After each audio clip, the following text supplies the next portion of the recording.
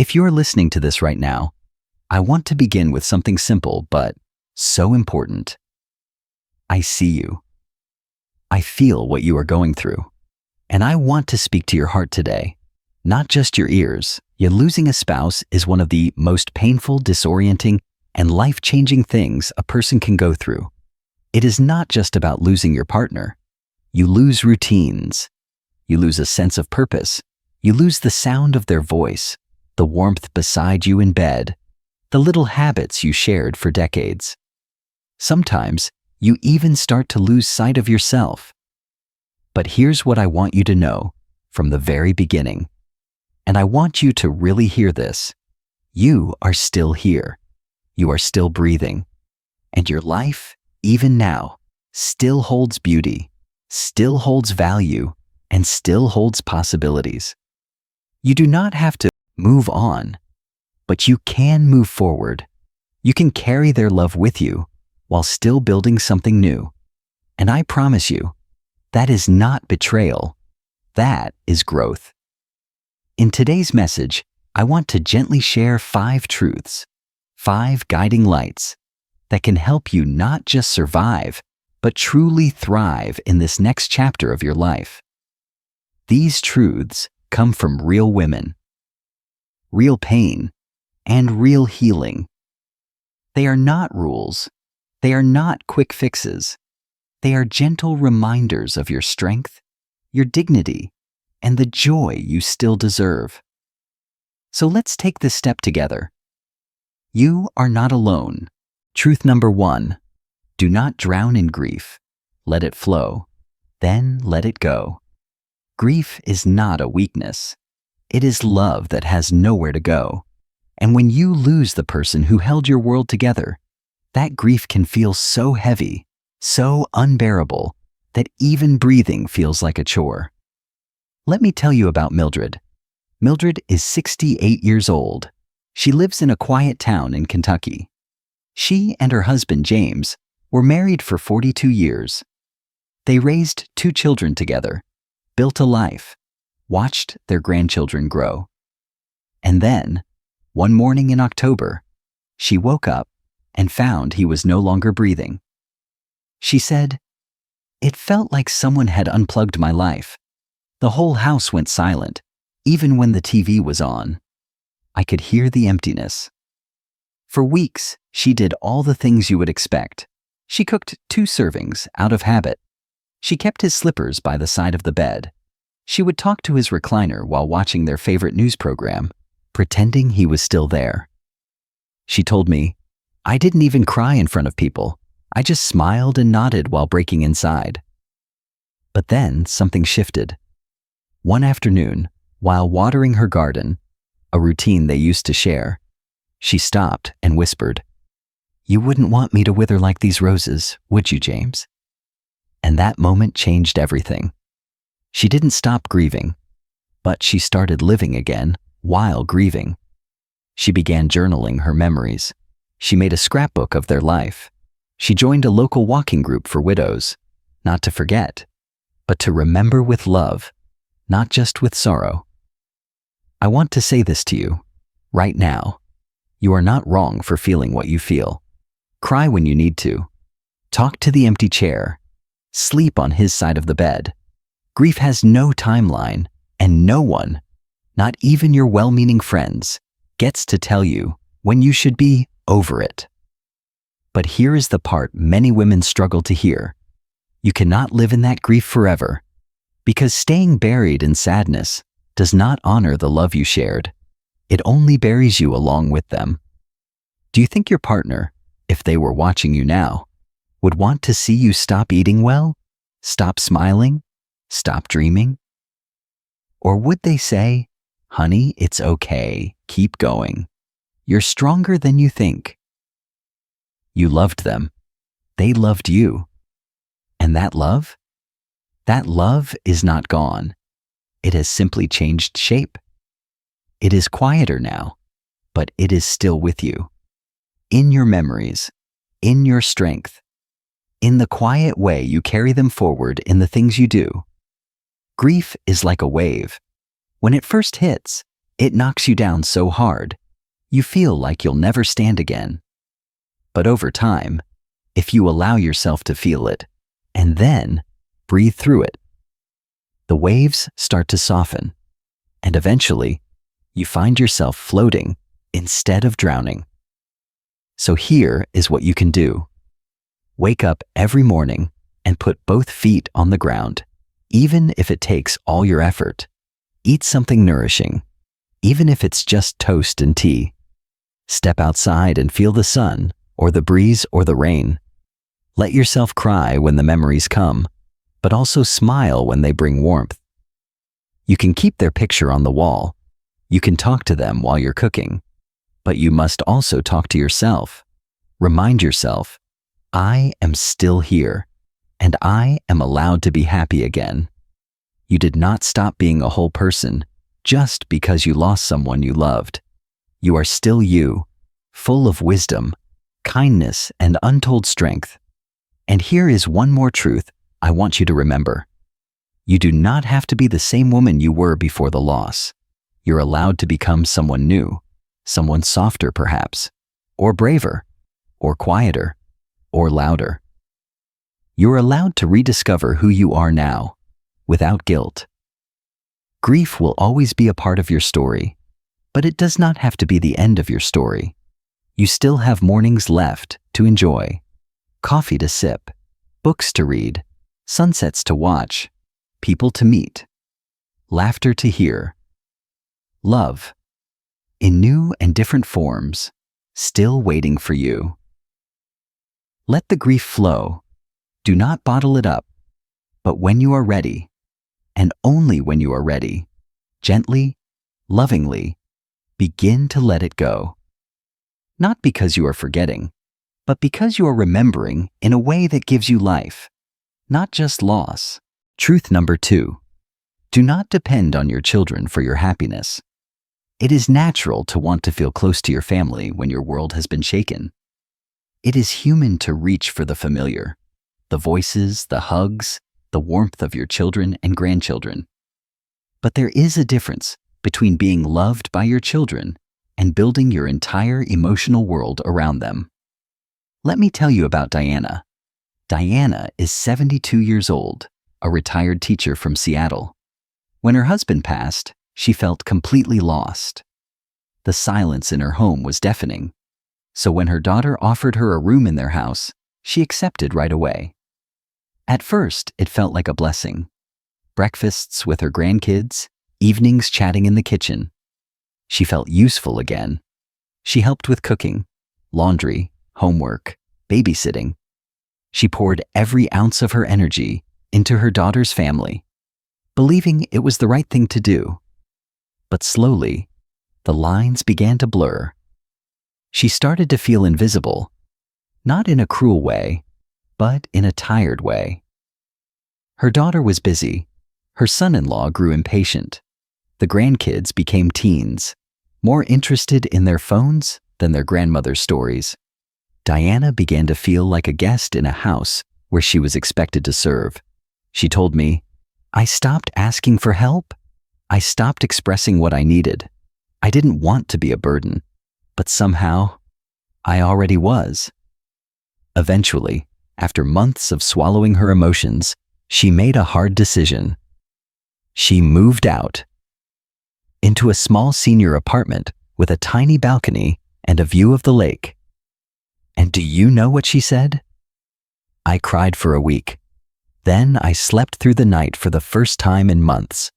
I started painting again. I remembered that I still had dreams of my own. Here is what I want to tell you. It is okay to want closeness, but your happiness cannot depend entirely on your children's time, mood, or availability. They have their own lives now, their own marriages, careers, children, and challenges. That does not mean they do not love you, but they may not always be able to give you what you need emotionally, and that is not their fault. It is not yours either. You spent decades nurturing them, but now your energy, your heart, needs to turn back toward you. You are not selfish for wanting space to grow on your own. Too many women stay in unhappy living situations because they believe that being with their children is the only way to feel safe or needed. But here is the truth. You are still needed by yourself. Your needs, your rest, your boundaries, they matter. Consider this. Would you rather spend your days quietly building a life of peace, freedom, and friendships? Or constantly worrying about stepping on toes in your daughter's kitchen? Would you rather be a grandmother who is cherished during weekend visits? Or a live-in helper who is slowly resented for speaking her mind? Being alone does not mean being lonely.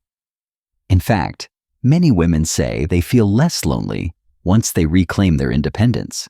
You can decorate your space exactly how you like. You can eat when you are hungry, sleep when you are tired, watch what you want on TV, and fill your days with activities that bring you joy. And yes, you can still see your family, hug your grandkids, go to birthdays and holidays, but you do so from a place of strength, not dependence. You do not owe your happiness to anyone else. You gave your children everything when they needed it. Now it is time to give something back to yourself. You're not a burden. You're not forgotten. You're simply ready to live this new chapter as the woman you choose to be. So take that walk, join that class, visit that bookstore, say yes to that trip. Let your children love you, but let your life be your own. Because you are more than just a mother. You are still a whole, radiant woman with so much left to live. Truth number 3, do not rush into a new relationship out of loneliness. Loneliness can feel like a shadow that never leaves your side. After your spouse passes, there are quiet evenings, empty chairs, and meals that feel strange when shared with no one. In that space, it is so easy to want someone, anyone, just to fill the silence. But loneliness, though painful, is not a good reason to bring someone new into your life too quickly. Let me share a story about Lorraine. Lorraine is 66 years old. She lost her husband, Harold, to cancer when she was just 59. They had been married for almost 40 years. He was her partner in every sense, her friend, her listener, her travel buddy, her home. The house felt colder without him. Lorraine said, "I would walk from room to room with no real purpose. I just wanted someone to say, 'I'm home,' even if it was not him." Her son suggested she consider a local senior social group. She hesitated at first, but she went. And that is where she met Charles. Charles was polite. He opened doors, asked questions, listened. He was also widowed and seemed to understand her pain. When she slipped and injured her ankle walking down her porch steps one day, Charles was the first to show up. He brought her soup. He drove her to the clinic. He stayed and kept her company. 2 months later, he asked if she would consider living together, to keep each other company, to support one another. Lorraine felt surprised, but not opposed. She said, "It had been so long since someone held my hand. I think I just missed being needed." Her son encouraged her to wait, to get to know Charles's family, to take things slowly. But Lorraine didn't want to wait. She had spent enough nights staring at the ceiling. So she said yes. They got married, quietly. Without much ceremony, she moved into his house. At first, it was nice, simple. Companionship, meals together, shared laughter in the evenings. But slowly, things changed. Charles had routines, strong opinions. He liked his meals a certain way, his schedule undisturbed. Lorraine, who had always been lighthearted and spontaneous, began to feel boxed in. One day, 3 of her old friends invited her on a weekend trip. She said yes right away. But when she told Charles, he frowned. "Well, who is going to do the dishes while you are gone?" he asked. That moment hit her hard. She realized she had gone from being a wife to being a housekeeper again. Over the next few months, things got worse. Charles's adult son moved back in after a divorce, with his 6-year-old child in tow. Lorraine, trying to help, took care of the boy every day, but the child was unruly and demanding. She tried to express her concerns gently. Charles snapped. "You're not his mother," he said. "Stay out of it." That was the moment Lorraine knew. She had rushed into something because she was scared of being alone. And now she felt even lonelier than before. She filed for divorce. It was not easy, but it was necessary. Now, Lorraine lives in a small apartment, decorated with soft blue walls and lace curtains. She has made peace with her own company. She says, "I might still feel lonely some nights, but at least I am free. At least I know who I am." Here is what I want to share with you. It is okay to want love again. It is okay to want someone to hold your hand, listen to your stories, share a sunset. But make sure that person brings peace, not more pain. You're not broken. You're not less than because you are alone. Do not trade loneliness for resentment.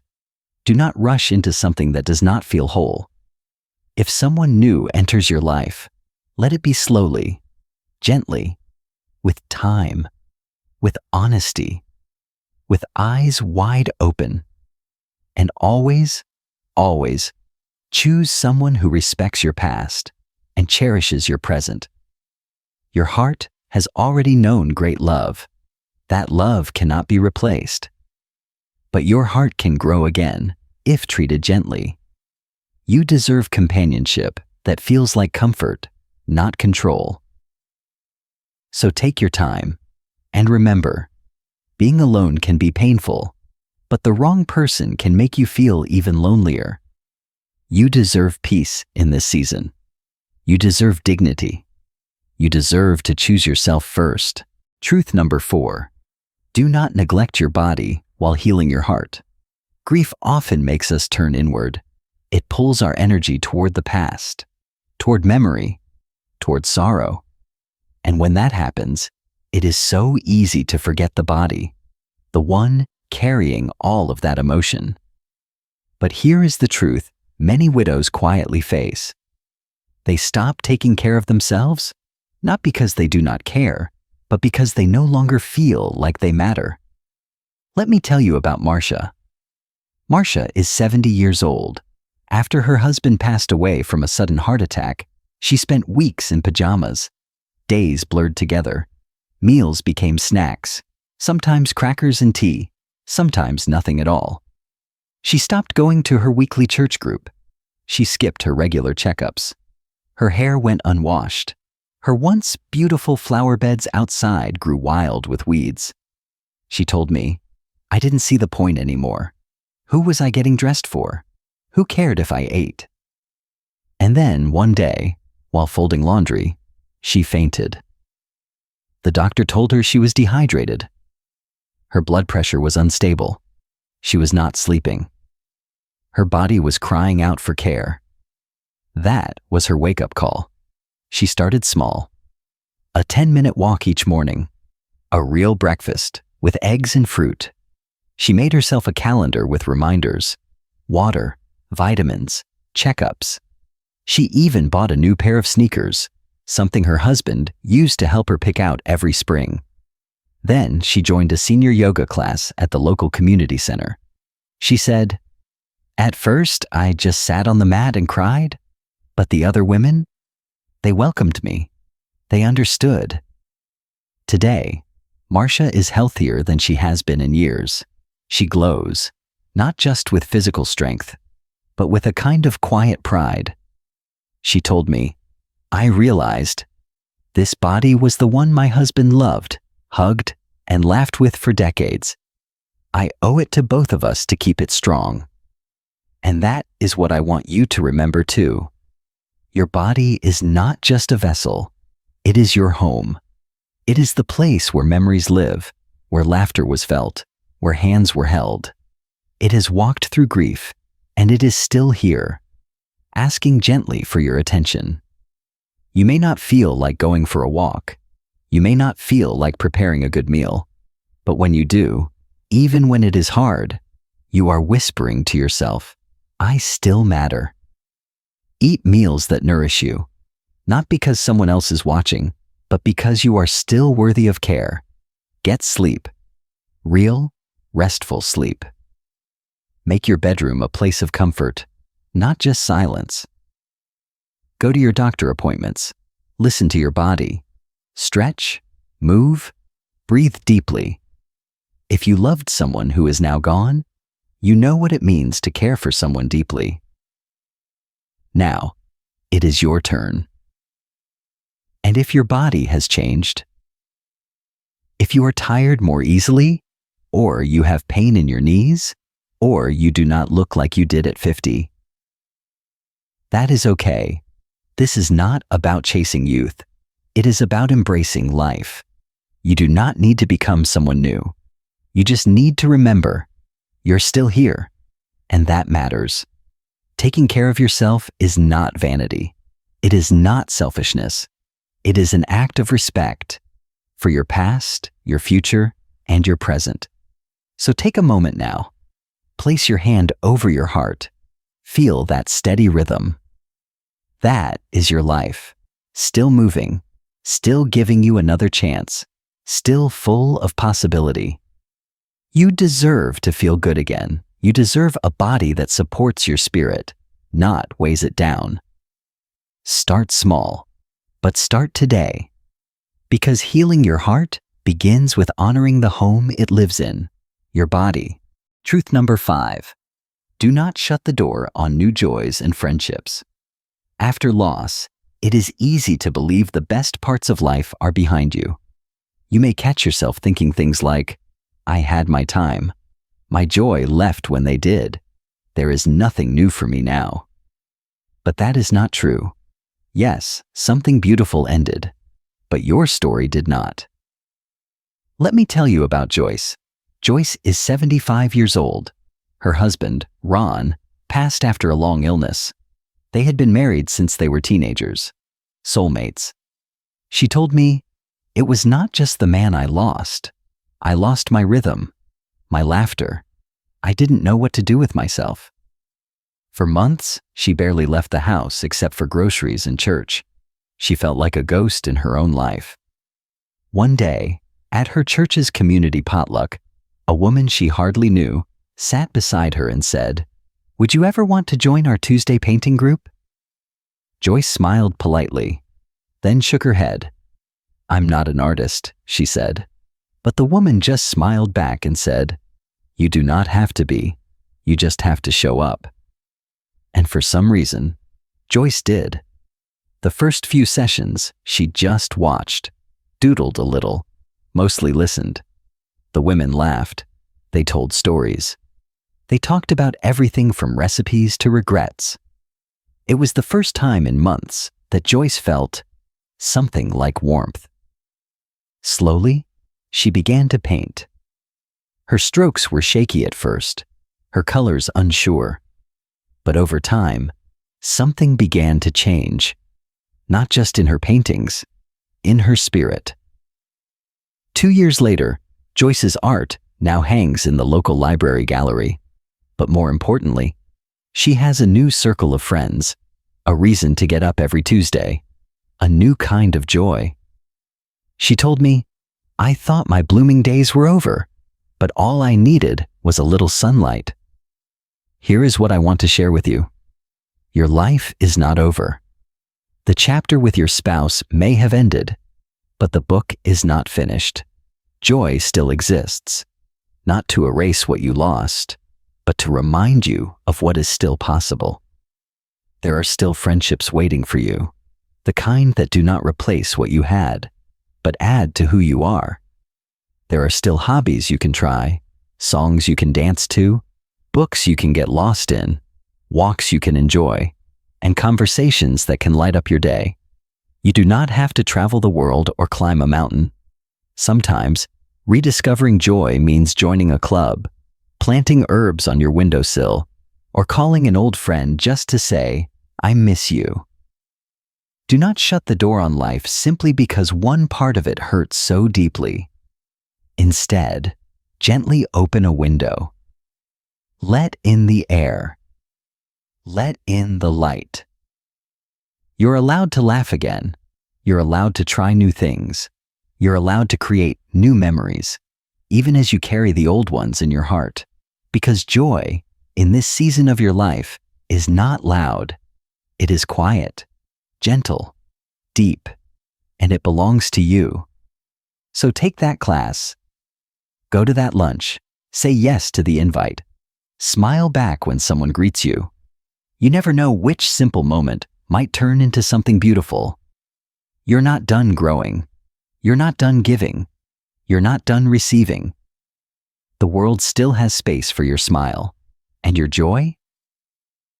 It still matters. If you have listened all the way to this point, I want to pause and say something you might not hear enough. You are incredibly strong. Not because you do not cry, not because you keep it all together, but because in the quiet, painful moments, you keep going. You are here, you are listening. You are opening your heart to new wisdom. That is strength. That is courage. And that is beautiful. The truth is, life after loss is not about moving on.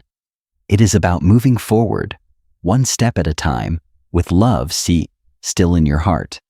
It is about making room for the sorrow and the sunlight, for the tears and the laughter, for the memories and the new beginnings. You have loved deeply, and that is something not everyone gets to experience. And yes, you have lost deeply too.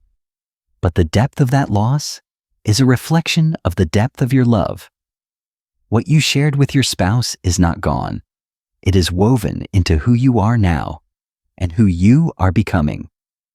So as you move forward, remember these 5 truths. Number 1, let the grief flow, but do not let it drown you. Number 2, love your children, but build a life that belongs to you. Number 3, be open to love, but never let loneliness make the choice. Number 4, care for your body. It is the home where healing begins. Number 5, say yes to new joys, even the small ones. Especially the small ones. You still have something to offer this world. Your story, your wisdom, your presence. They still matter. You are still a light. And the best part? You do not have to walk this chapter alone. There are other women, just like you, who are learning to breathe again, learning to laugh again, learning to trust life again. Reach for them. Let them reach for you. Because you deserve a life that is not just surviving, but slowly, beautifully, thriving. And if no one has told you today, I am proud of you, and I believe in everything your future still holds.